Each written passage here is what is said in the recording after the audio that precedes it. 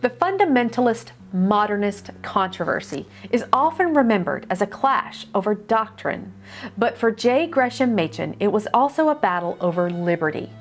His defense of orthodoxy was inseparable from his conviction that both church and state must remain free from each other's control. Hello, fellow historians. I'm Andrea Henderson, and I'm here to discuss the complicated character of J. Gresham Machen. Let's jump right in. Machen's role in this controversy cannot be understood apart from his libertarian worldview. His theology and politics were united by one principle: freedom. Spiritual freedom for the church and civil freedom for the individual. For some historical context, Machen was born in 1881, educated at Johns Hopkins, Princeton, and Göttingen. Machen was a New Testament scholar of extraordinary rigor. By 1925, he had become the leading spokesman of American fundamentalism.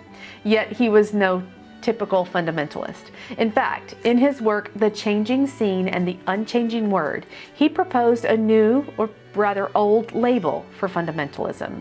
He preferred the term orthodoxy. He stated that the term fundamentalism was basically just giving Christianity a new name and making it an ism.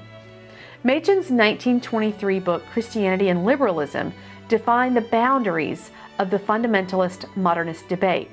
He argued that Protestant liberalism was not a reinterpretation of Christianity, but in his words, an entirely different religion. Liberalism reduced Christ to a moral example. Christianity, he insisted, proclaimed Christ as the divine Redeemer, the way to salvation. But Machen's objections to liberalism went beyond theology. He feared that both liberal theology and modern politics blurred the lines or the boundaries between spiritual life and civil life. Unlike his fundamentalist allies, such as William Jennings Bryan, who sought to legislate, Machen argued that the state's only rightful purpose was to preserve liberty. The church's only rightful mission was spiritual, and any attempt to fuse the two corrupted both. According to D.G. Hart's 1997 article, Machen's civil libertarianism was remarkably consistent. He opposed the 18th Amendment and Prohibition movement, calling it an unconstitutional expansion of federal power and a violation of states' rights. He even testified before Philadelphia's City Council against jaywalking laws. During wartime, he criticized President Woodrow Wilson's military draft as an abuse of governmental authority. Machen also opposed creating a federal Department of Education, believing that nationalizing education threatened intellectual and parental freedom. In the 1930s, he condemned Social Security legislation, warning that it would sell the people into slavery. For Machen's position on the subject of Social Security, he was blasted by critics like liberal journalist Haywood Brown. These positions that Machen took stemmed from his consistent philosophical belief that liberty, not moral coercion, was the foundation of just society. Machen's belief about the church reflected this same conviction. The church is a voluntary, creedal association.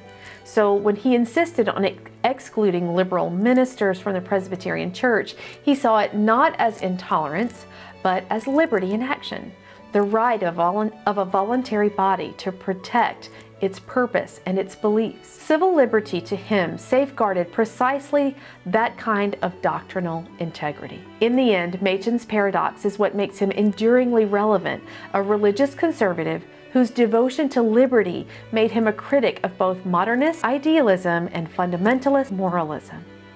By defending the independence of church and state, he championed a vision of Christianity that was uncompromising in faith, yet resistant to political control. In doing so, J. Gresham Machen transformed the fundamentalist modernist controversy into something larger. Thanks for watching.